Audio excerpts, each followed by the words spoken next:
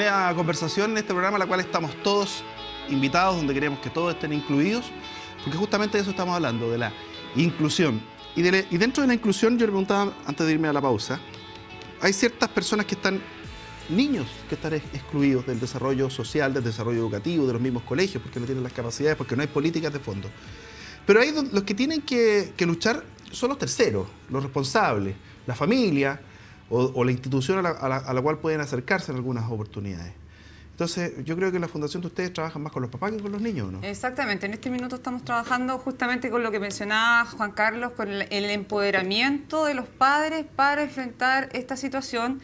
Creo que una del concepto que a nosotros nos gusta mucho es el tema de las capacidades diferentes más que la discapacidad. Porque capacidades hay. Porque capacidades hay y hay muchas. O sea, hay talentos inclusive dentro del espectro del autismo que están siendo totalmente desaprovechadas por la exclusión que se genera desde la más temprana edad. Y como bien decía Juan Carlos, nosotros no tenemos en Chile profesionales que sean capaces de detectar a edades tempranas, 18 meses, inclusive a los 6 meses se puede detectar a un niño que esté dentro del espectro del autismo, quizás sin ponerle etiqueta.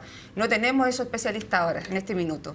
Entonces se pierden años valiosos de esto que se llama atención temprana, en que los niños ya a los 5 años, cuando entran al colegio, que yo te digo que es la experiencia más traumática que puede pasar un niño, un padre, es el colegio en sí, se pierde todo lo que los niños pueden aprender en ese minuto. Y también tomando un poco lo que decía Juan Carlos, la ausencia de políticas públicas hace que el colectivo inmenso, que es el colectivo del espectro del autismo, esté invisibilizado. Como otros padecimientos también. Como otro tipo de condiciones, exactamente. Entonces, lo importante acá es la deuda que tiene el país, no solamente con las personas de la tercera o cuarta edad, sino que también con los niños que nacen, obviamente, pero que no son eternos niños, porque esa es otra de otro de los mitos. O sea, se les tiende a pensar como que los niños nacen dentro del espectro del autismo y van a ser eternamente niños. La otra tendencia es pensar en niños con autismo, entonces la verdad que no hay ningún tipo de evolución, y es todo lo contrario. O sea, hace 30 años, 40 años atrás, la condición era 1 cada 10.000, ahora tenemos 1 cada 88.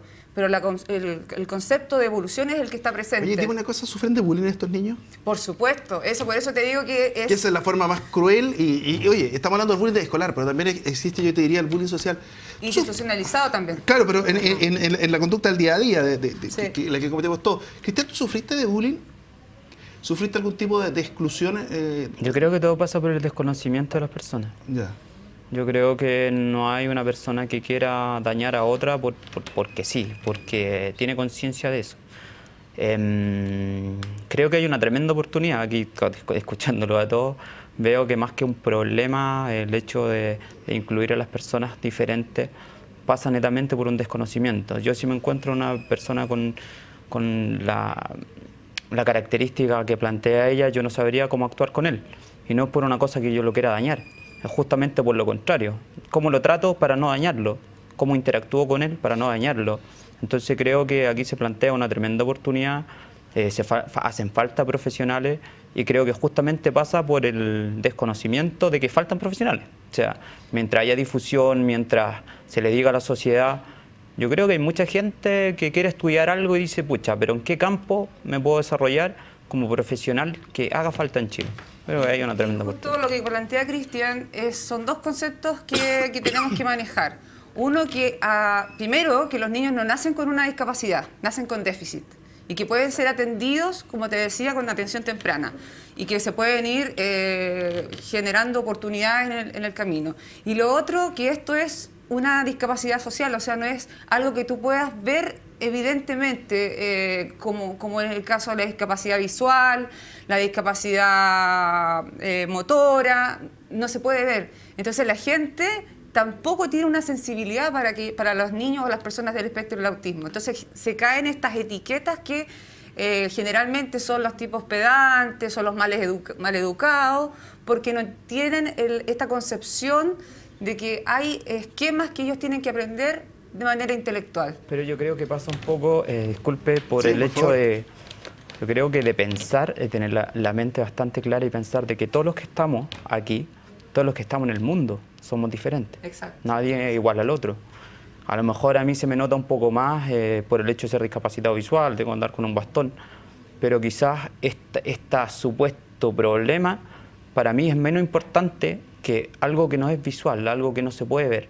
Hay personas que tienen SIDA y cargan con un tema no sé, de personalidad, o un tema de no querer contarle a nadie porque van a ser excluidos. Y creo que es mucho más grave que una discapacidad visual. Entonces yo creo que hay que partir desde la conciencia y desde la premisa de que todos somos diferentes.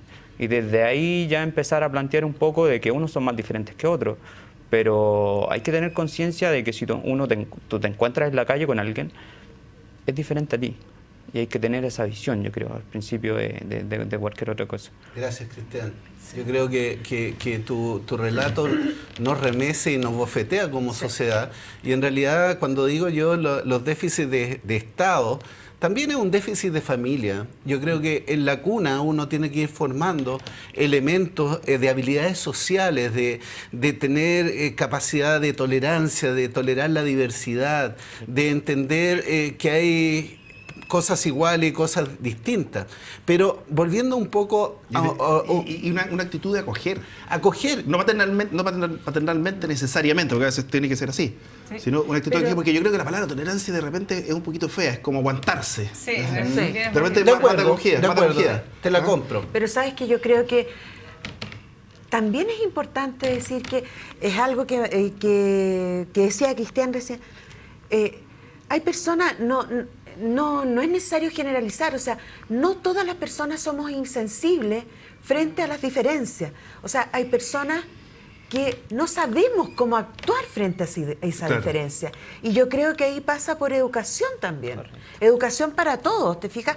Cómo yo actúo frente a una persona con Asperger. Claro. Si no sé, por ejemplo, si parte por no saber qué es.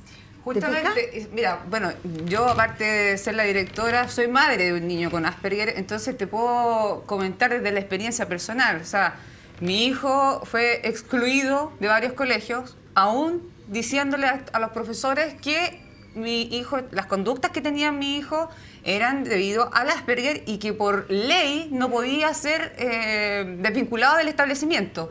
Entonces tú te fijas que hay políticas que no se están cumpliendo y que nadie fiscaliza. ¿Y cómo te decían que lo sacara? Buscar las más diversas formas de decirme que... O sea, y tú, disculpa, y lo otro es que yo como experta en el tema, me ofrecía a capacitar a los profesores y cero posibilidad. O sea, el tema era desvincularlo. Claro. ¿Por qué? Por lo que dice... Avestruz. Por lo que dice Juan Carlos, muy bien, o sea, a veces ni siquiera son los padres los que segregan, son los mismos padres, que ellos plantean por este tema de que no quiero que se ralentice el proceso de enseñanza-aprendizaje, no quiero que mi hijo se mezcle con este niño que es distinto. A veces las grandes dificultades vienen de los propios padres que están cerrados. No les toca. Exactamente. Y los colegios, te puedo asegurar que muchos tienen este título de integración, que integran, pero realmente es el puro nombre. Yo quería comentar una experiencia que me tocó. Yo estudié un año kinesiología y a mí me marcó mucho para ser geriatra. Y hice una experiencia que a lo mejor sería valiosa en los colegios, que me tocó ser por 24 horas una experiencia invalidante. En una bolsa, tú no sabías qué te iba a tocar. Y curiosamente, Cristian, me tocó ser ciego. Y a un compañero le tocó ser amputado de mano, entonces se tuvo que... Y se dio cuenta de lo importante que eran los mocasines y no los zapatos con cordones. En la medida que uno vive la experiencia, la valora. Y por ejemplo, yo me di cuenta que había llegado a la esquina de la universidad porque sentí el olor a carne de la carnicería que nunca me había dado cuenta. Sentí la dulzura con la cual me hablaba una gente y la rudeza con que me hablaba otra. Correcto. Sentí el olor de las personas. El oler a las personas, cada persona tiene como su sello. Pero también me tocó un acto lúdico en el cual era ponerle la cola al burro. Y nos pusieron a otro compañero que le tocó ser ciego al cachipún. Yo pensé que era la tercera y era la primera. En total, cachipún, cachipún. y me ganó la primera y yo después seguí sacando y empecé a sentir como se reía todo el mundo. Y dije, ¿verdad que estoy ciego? Y no me entienden que yo no sabía eso. Entonces, esa experiencia vivencial me marcó a mí como médico para poder ser empático o tener compasión o meterme en cada uno de mis pacientes que van perdiendo funcionalidad para poder mantenérsela y para poder integrarlo. Y yo creo que la indolencia o el no, o el que decir esto no me va a tocar a mí o esta cosa es de allá, es un tema que lo podemos trabajar a lo mejor en los colegios.